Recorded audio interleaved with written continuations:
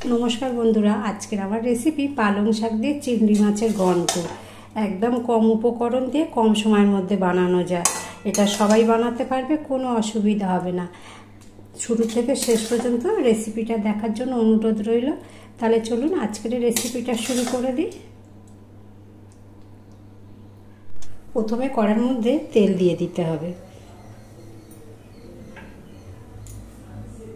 तेलटा खूब भालो गरम हो गेले दिए देबो चिंगड़ी माछ। चिंगड़ी माछटा नुन और हलुद आगे थेके माखिए रेखेছিলাম।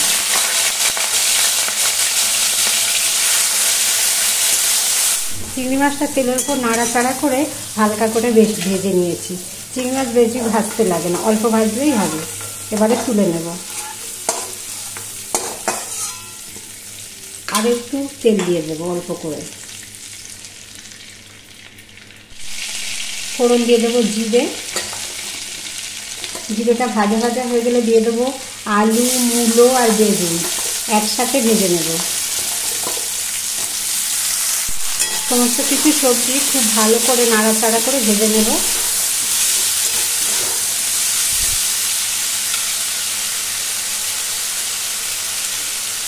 सब्जी भाजते भाजते दिए देव पेঁয়াজ। पेঁয়াজটাও सब्जिर साथे भेजे निते होबे।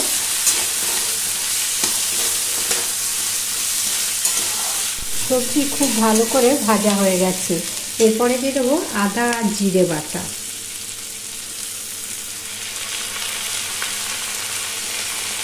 आदा जिरे बाटाटा सब्जिर साथे खूब भालो करे मिशिয়ে নিতে হবে। মেশাতে মেশাতে এখানে দিয়ে দেবো হলুদ গুঁড়ো অল্প করে একটু লঙ্কার গুঁড়ো। সমস্ত কিছু খুব ভালো করে মিশিয়ে নেব। আর মিক্সি ধোয়া মশলা ধোয়া জলটাও দিয়ে দেব।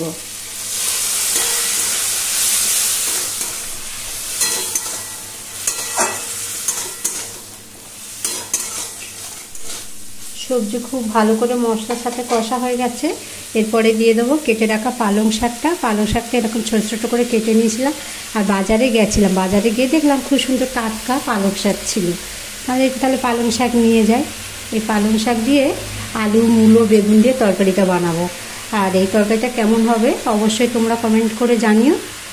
और पालंग शाक खेते के के पसंद करो अवश्यई जानियो। एबार एकटु नुन दिए देबो ऊपर थेके, ताहले शाकटा अनेक ताड़ाताड़ी नरम हो जाबे बा शाक दिए अनेकटा जलও বার হয়ে যাবে। পালং শাক যদি এইভাবে বানানো যায় এটা ভাত বা রুটি যারা খেতে ভালোবাসে রুটি দিয়েও খেতে পারবে। এবার গ্যাসটা কম করে দেবো, দিয়ে ঢাকা দিয়ে দেব। ঢাকা দিলে পালং শাকটা অনেকটা নরম হয়ে যাবে। এরপরে ঢাকাটা খুলে নেব।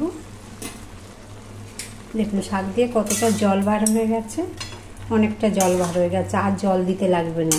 এই জলটা দিয়ে সবজিটা খুব ভালোভাবে সিদ্ধ হয়ে যাবে। শাক একদম কমে গেছে, কতটা শাক ছিল। এরপর একটু চিনি দিয়ে দেবো। শাকে একটু চিনি না দিলে ভালো লাগবে না খেতে, একটু চিনি দিলে হবে মিষ্টি মিষ্টি লাগবে খেতে, বেশ ভালো লাগবে। এরপর উপর থেকে চিংড়ি মাছগুলো দিয়ে দেবো। দিয়ে কম আঁচে আরও 10 মিনিট ঢাকা দিয়ে রান্না করে নেব।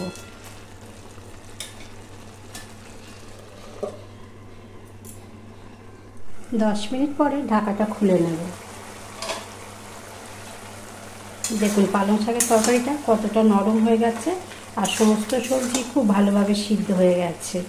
একদম কম উপকরণ দিয়ে পালং শাকের তরকারিটা বানিয়ে নিলাম। একবার হলেও বাড়িতে এইভাবে বানিয়ে দেখতে পারেন। বানানো খুবই সহজ আর গরম ভাতের সাথে খেতে একদম ফাটাফাটি হয়।